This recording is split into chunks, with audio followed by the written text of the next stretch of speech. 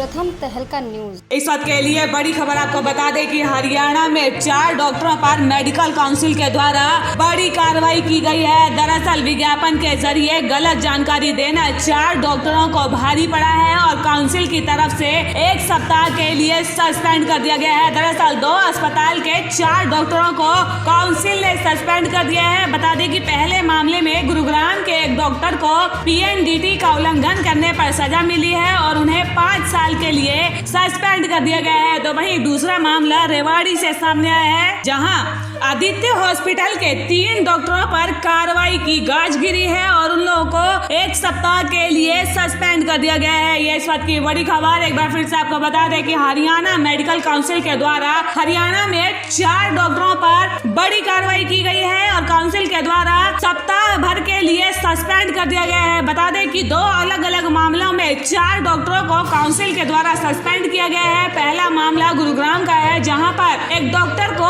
PNDT का उल्लंघन करने पर बड़ी सजा दी गई है और 5 साल के लिए सस्पेंड कर दिया गया है। तो वही दूसरा मामला रेवाड़ी से सामने आया है, जहां आदित्य हॉस्पिटल के 3 डॉक्टरों पर कार्रवाई की गाज गिरी है और उन्हें 1 सप्ताह के लिए सस्पेंड कर दिया गया है। इस वक्त के लिए बड़ी खबर आपको बता दें कि हरियाणा में 4 डॉक्टरों पर मेडिकल काउंसिल के द्वारा बड़ी कार्रवाई की गई है। दरअसल विज्ञापन के जरिए गलत जानकारी देना 4 डॉक्टरों को भारी पड़ा है और काउंसिल की तरफ से 1 सप्ताह के लिए सस्पेंड कर दिया गया है। दरअसल 2 अस्पताल के 4 डॉक्टरों को काउंसिल ने सस्पेंड कर दिया है। बता दें कि पहले मामले में गुरुग्राम के एक डॉक्टर को PNDT का उल्लंघन करने पर सजा मिली है और उन्हें 5 साल के लिए सस्पेंड कर दिया गया है। तो वहीं दूसरा मामला रेवाड़ी से सामने आया है, जहां आदित्य हॉस्पिटल के 3 डॉक्टरों पर कार्रवाई की गाज गिरी है और उन लोगों को 1 सप्ताह के लिए सस्पेंड कर दिया गया है। ये इस वक्त की बड़ी खबर। एक बार फिर से आपको बता दें कि हरियाणा मेडिकल काउंसिल के द्वारा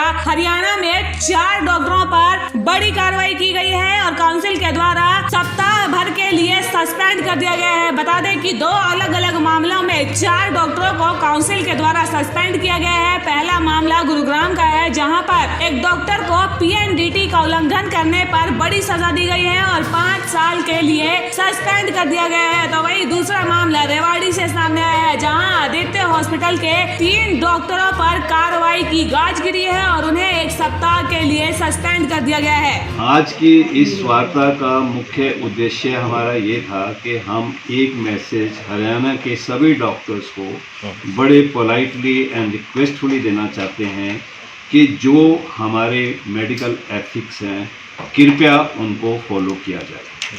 कोई भी एथिक्स अगर आप उसमें ब्रीच करते हैं तो वो मिसकंडक्ट ऑफ द एथिक्स आ जाएगा। जैसे आज मैंने बताया कि 4 डॉक्टर्स ने जो ब्रीच किया था, कि मिसकंडक्ट ऑफ एथिक्स किया था, कि अपनी फ़ोटो के साथ पेपर में एडवर्टाइजमेंट दी हुई थी, वो एथिक्स के खिलाफ है।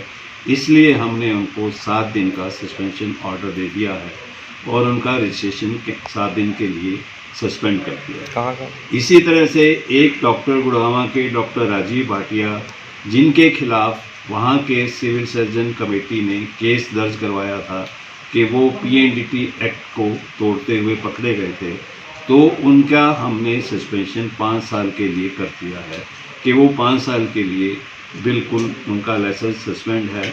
और ये केस चूँकि सब जुडिस है, इसलिए हम कोर्ट के वर्डिक्ट की वेट करेंगे जब तक कोर्ट का फैसला नहीं आता। इसलिए मैं सभी हरियाणा के डॉक्टर से बड़े रिस्पेक्टफुली पोलाइटली उनको निवेदन करता हूँ कि कृपया एथिक्स को फॉलो करें।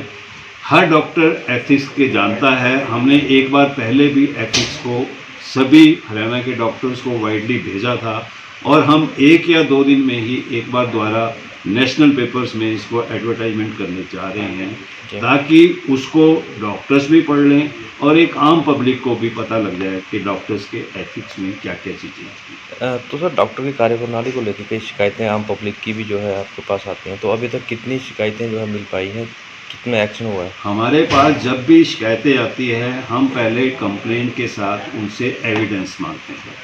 एविडेंस आने के बाद हम कंसर्न डॉक्टर को वो शिकायत और एविडेंस भेजते हैं और उनके कमेंट्स मांगते हैं। उनके कमेंट्स आने के बाद हम शिकायतकर्ता को फिर ये बताते हैं कि आपकी शिकायत का ये जवाब डॉक्टर ने दिया। उसके बाद हम दोनों तरफ से पार्टीज को बुला के यहाँ फैक्ट फाइंडिंग कमेटी में उनके सारे ढूंढते हैं। बट मैं आपसे ये कहना चाहूँगा कि मेडिकल काउंसिल सिर्फ डॉक्टर्स की नेग्लिजेंस के बारे में डील कर सकती है। उन्होंने पैसे ज़्यादा लिए या वो लिया या कोई हॉस्पिटल की कंप्लेंट को हम डील नहीं कर सकते, वो हमारे पीडीओ में नहीं आता। जहाँ तक डॉक्टर्स के नेग्लिजेंस का सवाल है, चाहे वो सरकारी डॉक्टर हो या प्राइवेट डॉक्टर, उसको हम सर्टेनली डील करते हैं। हमारे पास अभी तक कोई 125-150 कंप्लेंट्स आई हैं, उसमें हमने 70-80% तो हमने उसके फैसले कर दिए हैं। बाकी क्योंकि पिछले 1-1.25 साल से फिजिकल मीटिंग होने में बड़ी वो प्रॉब्लम्स आ रही थी कोरोना की वजह से, इसलिए हमारा काम थोड़ा सा ये डिले हो गया है। लेकिन हम उसको भी अब दोबारा फिजिकल मीटिंग शुरू हो गई हैं, क्योंकि पहले डॉक्टर्स को बुलाना या कंप्लेनेंट को बुलाना भी एक बड़ी फिजिकल मीटिंग में प्रॉब्लम थी कोरोना की, बट हम उसको बड़े ही क्विक वे से डील करने की कोशिश